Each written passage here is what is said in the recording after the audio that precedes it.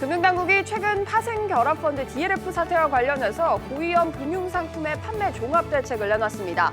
은행에서 원금 손실 가능성이 20%가 넘는 상품의 판매를 제한했지만 공모형 주가연계형 파생상품의 신탁 판매는 허용했습니다.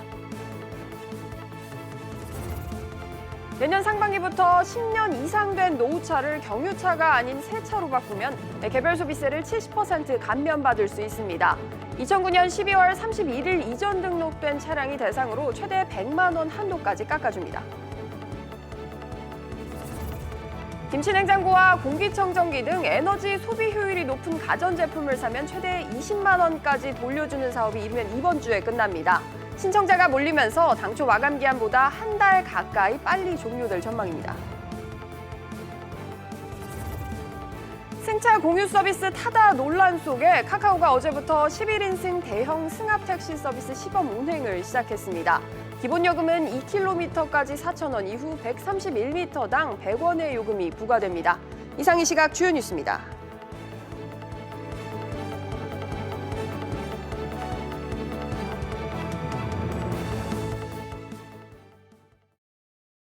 시청자 여러분 안녕하십니까? 목요일 백브리핑 시시각각 시작합니다. 첫 소식입니다. 파생결합펀드 DLF 사태를 계기로 금융당국이 고위험 금융상품에 관한 종합대책을 오늘 발표했습니다. 지난달 발표한 대책 초안에 고위험 사모펀드와 함께 주가 연계 신탁 ELT도 판매를 금지하는 방안이 포함이 되자 은행권이 과도한 규제라면서 반발한 바 있는데요. 결국 금융당국이 은행권의 요구를 받아들여서 일부 ELT 상품은 판매를 허용하기로 했습니다. 자세한 소식은 취재기자 연결하겠습니다. 손석우 기자. 네, 금융위원회에 나와 있습니다. 네, 최초 대책에는 이 ELT 상품을 은행에서 판매를 금지키로 했었는데 이게 바뀐 거죠? 네, 그렇습니다. 금융위원회는 지난달에 이 고위험 금융상품 종합 개선 방안을 발표하고 그 이후에 업계 의견을 수렴해서 오늘 최종안을 발표했는데요. 금융위원회는 이 당초 대책에 주가 연계 신탁 ELT의 은행권 판매를 금지하는 방안을 포함했는데 은행권의 요구를 받아들여서 일부 신탁 상품에 대해서는 판매를 허용키로 했습니다. 은성수 금융위원장이 오늘 아침 시중은행장들과 간담회를 가진 뒤에 확정된 것인데요. 주가지수를 기초자산으로 하고 공모로 발행됐으며 손실 배수가 1 이하인 이 파생결합증권을 편입한 신탁에 한해서는 판매를 허용키로 했습니다. 신탁 상품은 은행이 고객과 1대1로 계약해서 고객을 대신해 투자 상품을 운용하는 구조입니다. 여기에서 ELT는 이 주식이나 주가에 연동하는 주가 연계증권 ELS 상품을 담은 신탁 상품을 말합니다. 네, 이 밖에는 또 어떤 대책들이 이번 최종 방안에 포함이 됐습니까?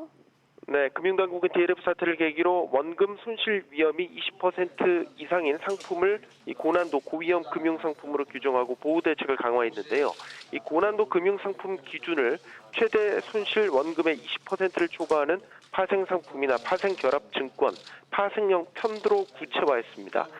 또 OEM 펀드 대책으로는 이 판매사와 운용사 간 업무협의 범위를 구체화했는데요. 투자 대상과 운용 방법을 특정하지 않고 펀드 설정이나 운용과는 관계가 없는 일반적인 수준의 업무 협의만 하도록 규정했습니다. SBS CNBC 손석우입니다. 다음은 우리나라 경제지표 관련한 소식입니다. 우리나라의 생산과 수출, 투자, 고용지표가 경제협력개발기구 OECD 국가 가운데 하위권에 머무르는 것으로 나타났습니다. 일부에서는 경기 침체 대응과 구조 개선을 위한 정책 마련이 시급하다라는 주장이 제기됐는데요. 취재기자 연결하겠습니다. 권세욱 기자. 네, 권세욱입니다. 네, 한국의 경제 성장 지표들 이거 얼마나 안 좋은 겁니까? 한국경제연구원에 따르면 국가 경제의 전반적 물가 수준을 나타내는 GDP 디플레이터 상승률은 OECD 36개국 가운데 가장 낮았습니다. 이런 가운데 성장률과 인플레이션 동반 하락 속도가 가팔라지고 있다고 분석했습니다. 또 올해 1분기부터 3분기까지의 상품 수출 감소율은 비교 대상인 34개국 가운데 노르웨이에 이어 두 번째로 컸습니다. 이와 함께 상반기 고정투자 감소율은 비교 대상 31개국 가운데 터키, 아이슬란드에 이어 세 번째로 컸습니다. 네, 이런 반면에 가계부채 비율이나 실업률과 같은 다소 부정적인 지표들은 우리나라가 상위권이었다고요? 네. 가계부채 비율은 올해 1분기에 전분기 대비 0.2%포인트 올랐는데요. OECD 비교 대상 30개국 가운데 8번째로 상승폭이 컸습니다. 또 상반기 실업률 상승 속도는 비교 대상 33개국 가운데 4번째로 높았습니다. 한경유는 경기가 2, 3년간 내림세인 가운데 우리 경제가 사면 초과에 처해 있다고 지적했습니다. 이어 경제 회복을 위해 투자세 공제 확대를 통한 투자 촉진책, 내구 소비재 개별 소비세 인하 등 소비 진작책이 필요하다고 주장했습니다. SBS CNBC 권석입니다. 지난달 외국인 투자자들의 순매도 규모가 주요 신흥국 증시 가운데 우리 증시에서 가장 컸던 것으로 나타났습니다. 유한타증권에 따르면 지난달 우리 증시에서 외국인 투자자는 30억 2,500만 달러를 순매도하며 주요 10개 신흥국 가운데 순매도 규모가 가장 컸고 또 브라질과 인도네시아가 뒤를 이었습니다. 이는 지난달 모건 스탠리 캐피털 인터내셔널 신흥시장 지수에서 우리나라의 비중이 줄어든 데 따른 것으로 풀이됩니다. 차량 호출 서비스 타다가 존폐 기로에 선 가운데 카카오 모빌리티가 대형 승합 택시 벤티의 베타 서비스를 시작을 했습니다. 어떤 소식인지 취재기자 연결해보죠. 김성훈 기자. 네, 김성훈입니다. 네, 카카오가 새로 선보이는 택시 서비스, 이거 어떤 겁니까? 네, 카카오는 어제 오후 4시부터 대형 승합 택시 벤티의 베타 서비스에 들어갔다고 밝혔습니다. 벤티는 앞으로 2달여간 서울 지역에서 스타렉스 차량 100여 대로 운행되는데요. 카카오는 정식 서비스에 앞서 이 기간 동안 기사와 승객의 의견을 듣고 운행 시스템을 점검한다는 계획입니다. 운행요금은 2km까지 기본요금 4,000원에 131m당 거리요금 100원과 40초당 시간요금 100원이 붙는데요.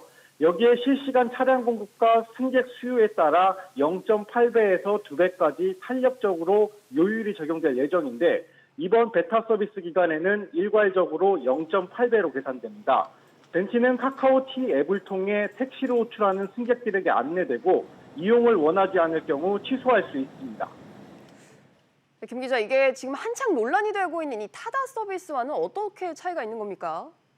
네, 벤티는 스타렉스 등 11인 승합차를 이용한 서비스라는 점에서 타다와 비슷하지만 택시 면허를 가지고 운영된다는 점에서 차이가 있습니다. 다시 말해 벤티는 현행법의 테두리 안에서 택시 영업을 준비하고 있는 건데요. 이를 위해 카카오는 현재까지 9곳의 법인 택시 회사를 인수했고 벤티 서비스를 위해 중형 택시 면허를 대형 택시 면허로 바꿔나가고 있습니다. 카카오는 벤티가 플랫폼 업체와 택시 업계가 상생협력한 좋은 선례로 자리 잡을 수 있도록 노력하겠다고 밝혔습니다. 타다 측은 벤티와 관련해 다양한 서비스들이 시장에 나오는 것은 환영할 일이라면서도 택시 규제 완화를 통한 서비스와 함께 대여 사업 기반의 사업들에 대해서도 완화가 함께 이루어져야 한다고 입장을 밝혔습니다. SBS CNBC 김성훈입니다. 네, 그동안 미국행 항공기에 탑승을 하려면 이 탑승구 앞에서 길게 줄을 서서 보안 검색을 한 번 더 받았었죠. 네, 그런데 내년부터는 이런 불편이 없어질 것으로 보입니다. 자세한 내용은 취재기자 연결해보죠. 이한나 기자. 네, 미국행 항공기를 탈 때 이 탑승구 보안 검색 인터뷰로 불편했었는데 이 부분이 개선이 된다고요? 네, 우리나라 공항에서 미국 가는 항공기를 타게 될 경우 지난 2017년부터 테러 대비 보안을 위해 인터뷰나 탑승구 앞에서 검색을 받아야 했었는데요. 이 절차가 개선됩니다. 국토교통부는 미국 교통보안청과 이런 내용을 담은 합의서를 체결했다고 밝혔습니다. 미국 교통보안청은 우리나라 공항과 항공사에 대해 보안 수준이 우수하다고 평가했는데요. 때문에 아시아 국가에서는 최초로 이 항공 보안 체계 상호 인정에 합의한 겁니다. 네, 이렇게 되면 미국 가는 길이 훨씬 수월해질 것 같은데 이 서비스는 언제부터 가능한 겁니까? 네, 국토교통부는 내년 하반기부터 체감할 수 있도록 하는 것이 목표라고 말했습니다. 인터뷰와 추가 검색 등을 아예 없앨 것인지 간소화할지는 양국이 더 협의해야 하는데요. 정부 관계자는 없애는 것을 추진하고 있다고 밝혔습니다. 네, 항공사들 입장에서는 비용 절감 효과도 기대가 된다고요. 네, 한 해 우리나라에서 미국을 찾는 항공 수요는 345만 명에 달합니다. 항공사 등 업계에서는 이 승객에 대한 보안 검색과 인터뷰 등이 없어질 경우 한 해 200억 원의 비용을 절감할 수 있을 것으로 기대하고 있습니다. SBS CNBC 이한나입니다. 네, 앞으로 10년이 넘은 노후차를 새 차로 바꾸면 세금이 감면됩니다. 내년부터 달라지는 세금제도 어떤 것들이 있는지 취재기자 연결해서 알아보겠습니다. 신윤철 기자. 네, 오래된 차를 바꾸면 세금을 깎아준다고 하는데 이거 언제부터 적용이 됩니까? 네, 기획재정부에 따르면 조세특례 제한법 개정안과 소득세법, 법인세법 개정안이 지난 10일 국회 본회의를 통과하면서 내년부터 바뀐 세법을 적용받습니다.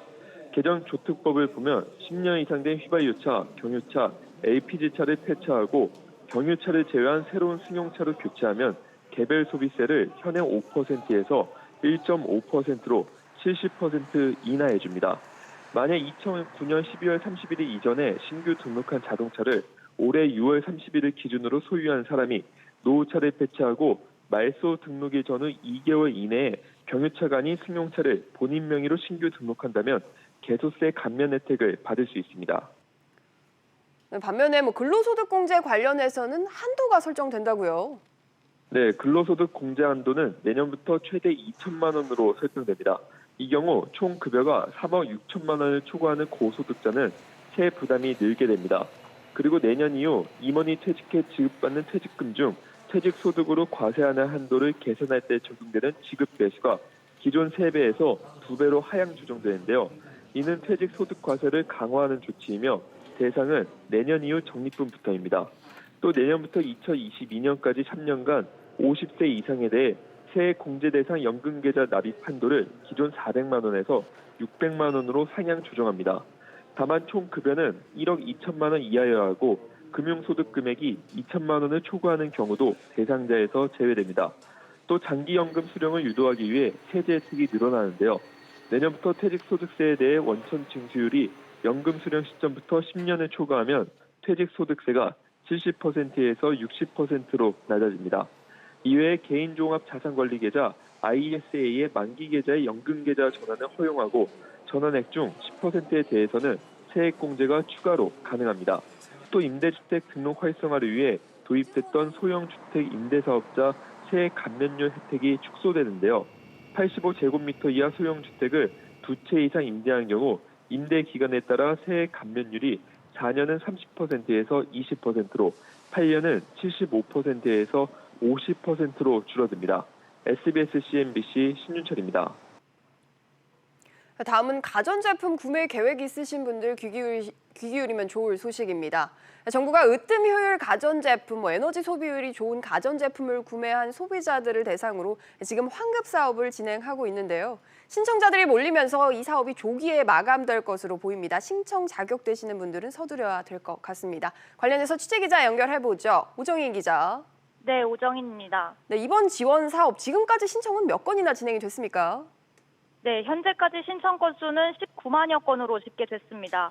정부는 지난달 6일부터 으뜸 효율 가전제품 환급 사업 신청을 받아왔습니다. 전체 예산 240억 원 가운데 220억 원, 90% 이상이 소진된 것으로 확인됐습니다. 한국에너지공단 관계자는 지난 한 달간 예상보다 신청이 많이 몰렸다며 하루 평균 신청 건수는 5천여 건이라고 설명했습니다. 네, 소비자들 관심이 정말 굉장한데요. 구체적으로는 어떤 사업입니까? 네, 최고 효율 등급 제품을 구매한 소비자들에게 구매 금액의 10%, 1인당 20만 원 내에서 환급을 해주는 겁니다. 대상 품목은 전기밥솥과 공기청정기, 김치냉장고, 제습기, 에어컨과 냉온수기, 냉장고 등 7개 품목입니다. 대부분 1등급 제품이 해당되지만 에어컨은 일부 2등급 제품도 가능합니다. 구매일 기준으로 지난 11월 1일부터 12월 31일까지 구매한 제품에 대해서만 적용됩니다. 효율 등급 라벨과 거래 내역서, 영수증 등을 준비해 환급 신청 온라인 홈페이지에서 신청하면 됩니다. 네, 오 기자, 이런 속도라면 이 환급이 조기 마감될 가능성도 있겠습니다. 네, 당초 신청은 지난달 6일부터 내년 1월 15일까지인데요. 예상보다 약 한 달가량 더 일찍 마감될 것으로 보입니다. 한국에너지공단 관계자는 오늘 오후부터 예비 접수 번호가 제공될 예정이라며 예비 번호도 무제한으로 제공할 수는 없고 이번 주 주말이면 마감될 것이라고 밝혔습니다. SBS CNBC 오정인입니다. 정부가 중소기업 주 52시간제 확대 시행을 앞두고 보완책을 어제 내놨죠. 사실상 1년 유예를 했는데요. 고용시장에서는 3, 40대 취업 한파가 이어지고 있습니다. 이 내용들은 엄하은 기자와 조금 더 자세히 짚어보겠습니다. 엄 기자, 어제 정부가 보완책을 내놨죠? 이 내용 한번 다시 짚어볼까요? 네, 당장 다음 달부터 50명 이상 300명 미만 중소기업에도 주 52시간 근무제가 적용됩니다. 네. 하지만 준비가 안 된 산업 현장에서 부작용 우려가 커지자 정부가 중소기업에 대해 1년간 계도 기간을 부여하기로 결정했습니다. 중소기업이 차질 없이 준비할 수 있도록 1년의 계도 기간을 부여하겠습니다. 시행규칙 개정을 통해 특별 연장 근로 인가 사유를 확대하되 노동자 건강권이 훼손되는 일이 없도록 지도하겠습니다. 근로자가 진정을 해도 3개월씩 2번의 시정 기간을 부여해 기업이 자율 개선할 시간을 주기로 했습니다. 또 모든 기업에 대해 특별 연장 근로 허용도 완화하기로 했는데요. 네. 지금은 재해나 재난이 발생했을 때만 고용부 허가를 받고 노동 시간을 넘길 수 있지만 앞으로는 갑자기 발생한 기계 고장이나 작업량이 크게 늘어날 때도 특별 연장 근로 신청이 가능합니다. 결국은 국회에서 이 관련법 개정이 무산이 됐지 않습니까? 이러면서 정부 입장에서는 어떤 고육책을 내는 것 같은데요. 네, 탄력근로제 관련 근로기준법 개정이 무산되자 정부가 산업계의 부작용 우려를 고려해 보완 조치에 나선 겁니다. 중소기업계는 사실상 1년이란 추가 준비 기간을 얻게 된 터라 한숨 돌렸다는 분위기인데요. 다만 상대적으로 인력난이 심한 중소기업에 대해 추가 계도 기간이 반영되지 않았다는 점은 아쉽다는 이야기가 나오고 있습니다. 반면 노동계는 정부가 근로시간 단축 정책을 포기한 것이라며 장관 퇴진까지 요구하며 강하게 반발하고 있습니다. 이번 보완책은 결국 최근 경기 상황이나 취업 시장 상황 이런 거 고려해서 내놓은 대책일 텐데 지난달에 고용 시장 구체적으로 어땠어요? 네, 우선 고용 지표 자체는 수치상으로 넉 달 연속 개선되고 있습니다. 통계청에 따르면 지난달 취업자는 지난해보다 33만 1,000명이 늘어 넉 달 연속 증가수가 30만 명을 넘어섰습니다. 같은 달 기준 고용률은 23년 만에 최고 수준이며 실업률은 4년 만에 가장 낮습니다. 문제는 고령자의 단기 일자리 위주로 취업자가 증가했다는 점입니다. 네. 60살 이상 고령 취업자 증가는 40만 8천 명으로 두드러졌는데요. 주당 1시간에서 17시간 취업자도 38만 6천 명 증가해 지난 2011년 9월 이후 최대로 늘었습니다. 산업별로도 정부 재정이 많이 투입된 보건업과 사회복지서비스업에서 13만 5천 명이 늘어 증가폭이 가장 컸습니다. 네, 이렇게 60세 이상, 60살 이상 고령 취업자가 늘었다. 반면에 우리 경제 허리로 꼽히는 3040 세대 취업 상황 어땠어요? 네, 40대 고용률은 78.4%를 기록하며 10년 만에 하락폭을 최대치였고요. 취업자는 지난해보다 17만 9천 명 감소했습니다. 30대 취업자 역시 지난해보다 2만 명 넘게 줄었는데요. 제조업 일자리는 2만 6천 명 줄고 36시간 이상 취업자도 28만 9천 명 감소했습니다. 이 때문에 최근 고용지표 개선이 경기 회복에 따른 것이 아니라 정부 재정으로 일자리를 뒷받침한 효과에 불과하다는 지적이 나오고 있습니다. 네, 엄 기자 잘 들었습니다. 네, 기아차가 대표 중형 세단 K5 신차를 내놨습니다. 최근 출시된 현대차 그랜저 그리고 소나타와의 대결이 예상되는데요. 현장에 나가 있는 취재기자 연결하겠습니다. 윤지혜 기자. 네, 윤지혜입니다. 네, 기아차가 4년 만에 K5를 3세대 신형 모델로 내놨다고요. 네, 기아차는 오늘 서울에서 출시 행사를 열고 K5 완전 변경 모델에 대한 전국 판매를 시작했습니다. 이 자리에는 박한우 기아차 사장과 김병학 카카오 부사장도 참석했습니다. 스포츠카를 연상시키는 디자인이 눈에 띄는데요. 기아차는 미래형 세단이라는 설명을 덧붙였습니다. 따뜻하게 해주라는 말만으로도 온도를 조절하는 등 첨단 사양이 대거 탑재됐고 주력 소비자층은 점점 더 어려지고 있다고 기아차 측은 설명했습니다. 그런데 윤 기자, 이렇게 기아차가 K5를 선보이면서 집안 싸움이 본격적으로 시작됐다 이런 평가도 있던데 이건 어떤 얘기입니까? 네, 사실 최근만 놓고 보면 그랜저는 대형 세단, K5는 중형 세단으로 차이가 납니다. 하지만 지난달 선보인 더 뉴 그랜저가 기존 고급차 이미지에서 벗어나 주력 소비자층을 30, 40대로 한층 낮추면서 벌써부터 비교를 하는 소비자가 많은데요. 기아차는 가격 경쟁력에 강점이 있을 걸로 보입니다. K5 가격은 2,351만 원부터 시작합니다. 한편으로는 제네시스가 처음으로 선보이는 SUV GV80에 대한 소비자들의 관심도 높다고요.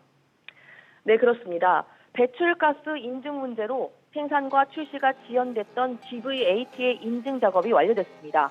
환경부는 오늘 현대자동차에 공식 통보할 방침인데요. 업계에서는 이번 달 중 출시될 거라는 전망과 해를 넘겨서 내년 초 나올 거라는 예측이 엇갈리고 있습니다. SBS CNBC 윤지입니다. 다음은 항공업계 소식입니다. 대한항공이 6년 만에 직원들을 대상으로 희망 퇴직을 받기로 했습니다. 조원태 한진그룹 회장의 구조조정이 본격적으로 시작됐다는 분석이 나오는데요. 관련해서 취재기자 연결해보죠. 정인영 기자. 네, 정은영입니다. 대한항공이 어제 사내 인트라넷에 희망퇴직 신청 접수 공지를 올렸다고요? 네, 희망퇴직 대상은 만 50세 이상 15년 이상 근속 직원입니다. 운항 승무원과 기술 연구직 등 일부 직종은 제외했습니다. 대한항공은 오는 23일까지 신청을 받은 뒤 심사를 거쳐 이달 말 희망퇴직을 단행할 예정입니다. 희망퇴직을 신청한 직원에게는 법정 퇴직금과 최대 24개월분의 월 급여를 추가 지급합니다. 대한항공 측은 권고나 강제성은 전혀 없다고 강조했습니다. 네, 회사 측은 전혀 강제성, 권고일 뿐 강제성은 없다라고 하는데 이번 희망퇴직을 두고 조 회장의 허리띠 조이기가 본격적으로 시작됐다. 이런 얘기가 나온다고요. 네, 대한항공이 직원 대상으로 희망퇴직을 받는 것은 6년 만인데요. 최근 단행한 인사에서 임원 수를 20% 넘게 줄이기도 했습니다. 조원태 회장은 지난달 기자간담회에서 내년까지 국내외 경기가 나쁠 것으로 전망돼 걱정이라며 비용 절감 방안을 구체적으로 살펴보고 있다고 말하기도 했습니다. 실제 경쟁 과열과 일본 노선 감축 등 악화된 경영 환경으로 항공업계는 어려운 상황인데요. 때문에 희망퇴직 실시가 대한항공뿐만 아니라 다른 항공사까지 확산될 수 있다는 전망도 제기되고 있습니다.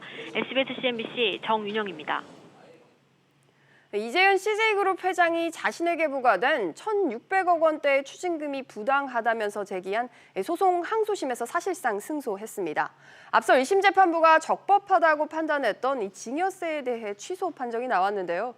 이 부분만 1,500억 원이 넘어서 사실상 추징금의 대부분을 차지했다고 합니다. 취재기자 연결해서 바로 들어보겠습니다. 강상 기자, 판결 내용 바로 전해주시죠. 네, 서울고등법원은 이재현 CJ 회장이 서울 중부세무서를 상대로 낸 증여세 등 부가처분 취소 소송에서 증여세 부과 부분을 모두 취소하라고 판결했습니다. 취소하라는 증여세 규모는 총 1,562억 원입니다. 다만 앞서 1심에서 부과된 양도소득세 33억 원과 종합소득세 78억 원 부분은 적법하게 부과됐다고 판단했습니다. 따라서 전체 1,674억 원의 세금 가운데 111억 원만 내면 된다는 얘기입니다. 앞서 이 회장은 지난 2013년 국내외 비자금 6,200억 원을 차명으로 운영하면서 546억 원의 세금을 탈루한 혐의로 구속 기소됐는데요. 당시 검찰은 이 회장이 1990년대 중후반 조세 회피처로 유명한 영국령 버진 아일랜드에 7개 특수 목적 법인을 설립한 뒤 이를 통해 국내외 계열사 주식 거래와 배당금 등에 대한 세금을 포탈했다고 판단했습니다. 과세당국은 증여세와 양도세 등 모두 2,614억 원을 부과했고 이에 대해 이 회장은 조세 심판을 청구했지만 940억 원만 취소되고 나머지가 그대로 부과되자 행정소송을 냈습니다. 관계자 1심에서는 이 증여세가 적법하다고 판단을 했었는데 판결이 왜 이렇게 바뀐 걸까요? 네, 이 회장이 특수목적법인과 해외 금융기관을 통해 주식을 취득한 것을 명의신탁 재산증여로 볼 수 있느냐가 핵심 쟁점인데요. 1심에선 주식의 실소유자인 이재현 회장이 특수목적법인을 지배하면서 주주권을 행사할 수 있었고 명의신탁에 관한 합의나 의사소통이 있었다고 판단했습니다. 하지만 2심 재판부는 이 회장과 특수목적법인 또는 해외 금융기관 사이에 명의신탁 합의가 있었다고 보기 어렵다면서 명의신탁을 기초로 부과한 증여세는 위법이라고 판단했습니다. SBS CNBC 강산입니다. 네, 다음 소식입니다. 신규 인터넷 전문은행 예비인가를 위한 본격적인 심사가 시작됐습니다. 최종 결론은 다음 주쯤 나올 전망인데요. 이 소식도 취재기자 연결해보죠. 이한승 기자. 네, 이한승입니다. 네, 신규 인터넷은행 심사 이거 언제부터 시작이 되는 겁니까? 네, 금융당국에 따르면 금융감독원 외부평가위원회는 오늘부터 오는 15일까지 인터넷 전문은행 예비인가 심사를 진행합니다. 후보군은 토스뱅크와 소소스마트뱅크입니다. 당초에는 파밀리아 스마트뱅크도 신청서를 냈었는데 서류 미비 등을 이유로 심사 대상에서 제외된 것으로 알려졌습니다. 주요 심사 항목은 자본금과 자금 조달 방안, 또 주주 구성 계획, 혁신성, 안정성 등입니다. 네, 이번 심사의 관전 포인트라고 하면 뭘 꼽을 수 있을까요? 네, 아무래도 올해 상반기에 한번 고배를 마셨던 토스뱅크의 인가 여부가 관심인데요. 토스뱅크는 당시 지배구조 안정성 문제로 탈락을 했기 때문에 이후 KB하나은행과 SC제일은행 등을 주주로 끌어들여서 안정성을 높였습니다. 또 지난달 상환전환 우선주 전량을 국제회계기준상 자본으로 인식되는 전환 우선주로 전환한 것도 인가를 받기 위한 포석으로 해석됩니다. 또 다른 심사 후보인 소소 스마트뱅크에는 일부 저축은행과 또 코스닥 상장업체 그리고 지역 소상공인들이 소액 주주로 참여했습니다. 네, 결과가 언제 나오는지도 전해주시죠. 네, 금융당국은 오는 16일 임시회의를 열어 예비인가 여부를 최종 확정하는 방안을 검토하고 있습니다. 최대 2곳의 예비인가를 내준다는 방침이어서 만약 토스뱅크와 소소스마트뱅크가 최종 인가를 받게 된다면 인터넷 전문은행은 K뱅크, 카카오뱅크에 이어서 모두 4곳으로 늘어날 전망입니다. SBS CNBC 이한승입니다.